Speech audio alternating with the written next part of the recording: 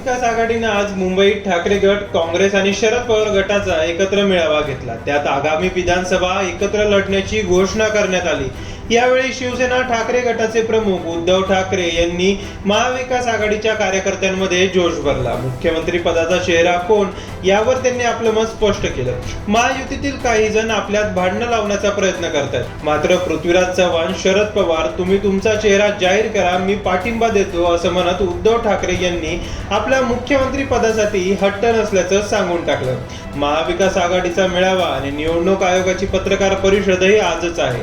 या मुद्द्यावर बोलताना ठाकरे म्हणाले, निवडणूक आयोगानं आज महाराष्ट्राची निवडणूक जाहीर करावी। महाराष्ट्र सध्या स्वाभिमान रक्षणाची लढाई सुरू आहे।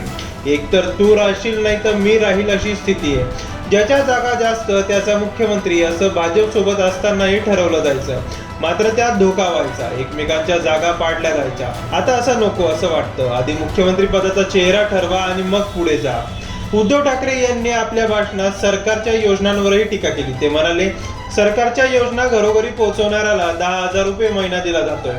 हा पैसा सरकारचा नाही तर गोरगरीब जनतेचा आहे। आपणही 2.5 वर्ष काय केलंय ते लोकांपर्यंत पोहोचवा। विधानसभा निवडणूक आता 1 महिना पुढे ढकलण्याचा प्रयत्न सुरू आहे। लाडकी बहीण योजना आणली, पण पैसा कुठे? IAS अधिकारी सांगतायत, साहेब तुम्ही लवकर या। यांचं खरं रूप काय? गद्दार सरकार पडायला 50 खोके आणि लाडकी बहिणीला 1500 रुपये असा सवालही ठाकरे यांनी केला। या मेळाव्यात उद्धव ठाकरेंचा मूड वेगळा दिसला।